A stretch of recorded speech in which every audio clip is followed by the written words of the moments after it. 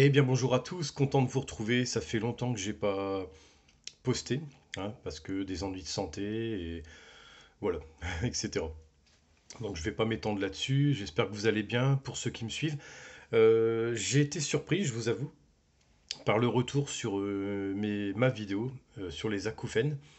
Donc ça vous a beaucoup interpellé. Donc je vous remercie des vues que j'ai pu avoir grâce à cette vidéo. Et je suis content que notre chaîne ben, voilà, elle ait pris ce petit ascendant que j'attendais pas. Franchement, vous savez tous que je suis un petit, hein. J'ai pas de montage vidéo, vous le savez, hein, je parle et c'est tout, simplement avec le cœur. Donc ouais, content. Donc aujourd'hui, je suis revenu parce que j'avais en prévision une vidéo sur l'alimentaire. C'est-à-dire, comme on approche des beaux jours, hein, j'allais faire du classique, peut-être la perte de poids, perdre quelques kilos, hein, je parle pas de régime, mais juste quelques kilos, se remettre en forme un peu, prendre des bonnes habitudes alimentaires pour être présentable pour aller à la plage, par exemple, hein, je le dis avec un ton un peu léger. Donc j'ai commencé à faire quelques petites recherches, hein, sur l'alimentaire, etc., pour vous donner des informations pertinentes, associées un peu à ce que moi je pratique en hypnose, par exemple, pour accompagner les personnes qui en ont besoin. Et puis je suis tombé, je suis féru d'informations. D'ailleurs, ma chaîne à la base, elle devait être autant pour le bien-être, etc., que pour distiller, décortiquer un peu l'information sur un angle un peu géopolitique, un peu scientifique, en fonction des infos, quoi. Donc, et puis cet aspect-là, je l'avais mis de côté parce que le bien-être a pris le dessus, les méditations, etc. Ça prend du temps à faire, donc j'ai beaucoup investi là-dessus au début de la chaîne. Et puis là, voilà, en faisant des recherches, en écoutant un peu les infos sur, voilà, sur tout ça, quoi, l'alimentaire, je suis tombé sur voilà, un reportage, enfin un très mini reportage, qui nous dit en gros que la guerre en Ukraine, c'est égal à une famine mondiale à moyen terme. Ça m'a interpellé, voilà, ça m'a interpellé. Et c'est le titre, hein, de ma vidéo d'ailleurs, guerre en Ukraine égale famine mondiale. J'ai voulu savoir si, comme souvent, les médias exagèrent un peu, etc., quelles seraient les conséquences, sous quelle forme ça va prendre, puis au final, comment ça va se traduire pour nous, parce que finalement, on est tous un peu égoïstes et on pense qu'à soi, même si on aime bien regarder les infos, se donner bonne conscience en plaignant les gens. Mais ce qu'on veut savoir finalement, c'est quels seront l'impact ou les impacts pour nous. On est d'accord, hein. Voilà.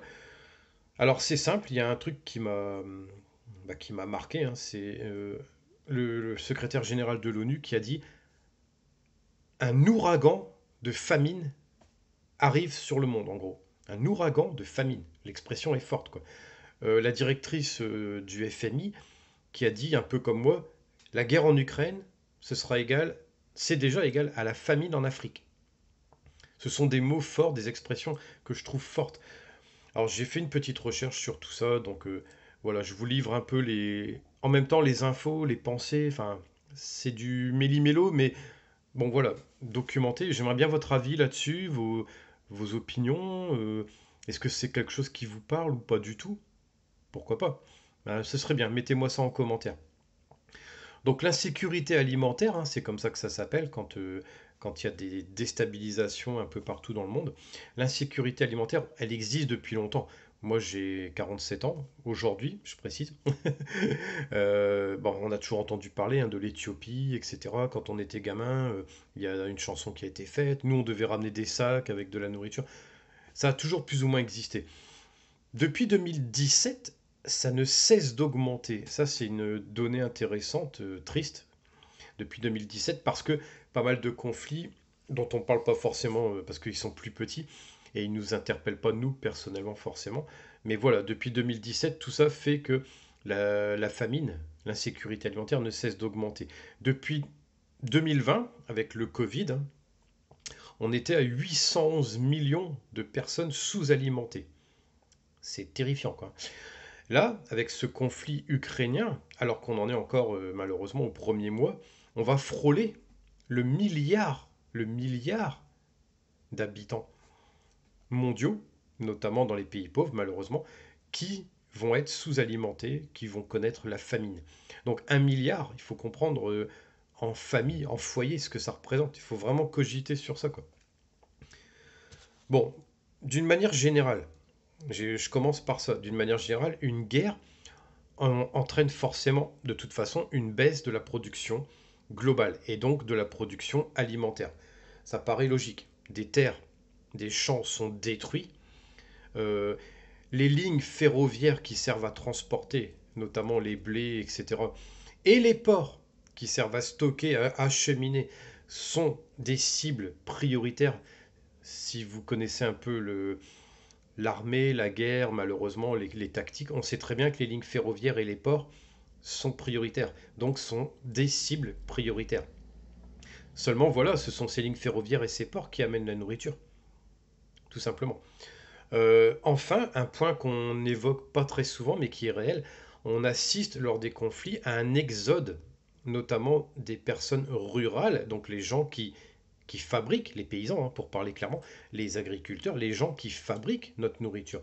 On assiste à un exode quand il y a conflit, soit pour fuir carrément leur pays ou autre, leur région, soit pour aller dans des grosses villes pour bénéficier de protection, d'abri, etc., ou pour combattre.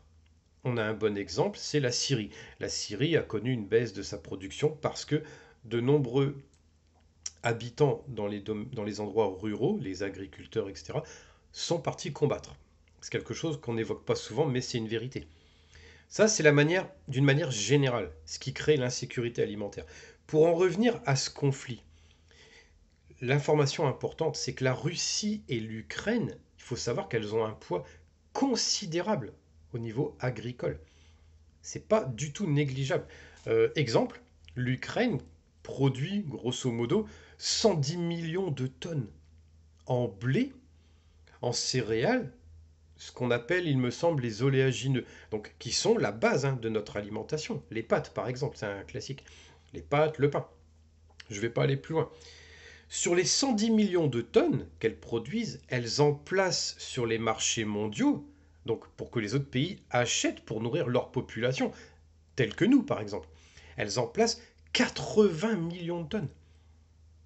On comprend tout de suite l'impact que peut avoir une guerre dans ce pays-là. De plus, l'autre pays engagé, c'est la Russie. Il faut savoir que l'Ukraine et la Russie, à elles deux, elles représentent à peu près un tiers du commerce mondial sur ces denrées. Juste en dessous d'un tiers. Donc c'est extraordinaire, quoi. Et malheureusement, ce sont ces deux-là exactement qui sont en conflit.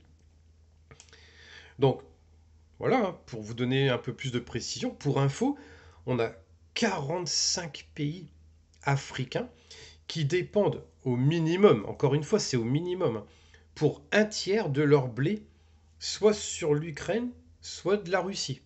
Donc ils dépendent pour un tiers de leur blé envers un de ces deux pays-là.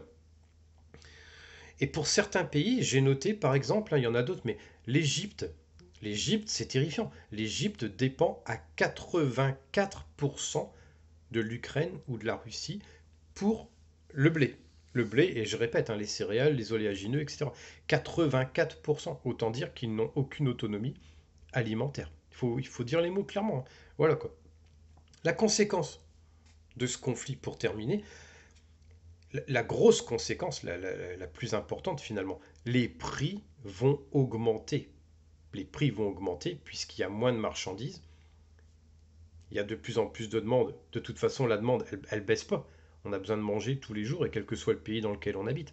Elle va même augmenter, en toute logique. Les prix, eux, ils vont exploser puisqu'il y en a moins. L'offre et la demande, hein, je vous fais pas un cours là-dessus, sinon regardez le loup de Wall Street. Voilà. Et ce qui va se passer, il y aura deux catégories finalement. Pour les pays riches, dont nous faisons partie, même si certains aiment à dénigrer notre pays, notre économie, etc. Je ne vais pas rentrer dans la politique, mais bon. Pour les pays riches dont nous faisons partie, ça va se traduire par une augmentation des prix. Il faut savoir aussi que c'est un marché, hein, comme la bourse. Donc de toute façon, il y a des gens qui vont spéculer dessus. Voilà, des gens plus ou moins bien intentionnés, hein, faut pas se mentir, qui vont en profiter pour se faire du fric. Voilà, il faut dire les choses clairement. Des négociants, tout simplement, des boursicoteurs alimentaires, il y en a. Bref, tout ça va entraîner une hausse des prix. Pour les pays riches dont nous faisons partie, je répète, ça va se traduire par une augmentation des prix. Donc les États devront négocier et vont acheter plus cher les denrées pour nous nourrir. Et évidemment, nous, on achètera dans les magasins beaucoup d'aliments plus chers qu'actuellement. Mais j'allais dire, c'est moindre mal. C'est pas vraiment ça le pire. Pour nous, c'est embêtant, on va payer un peu plus cher.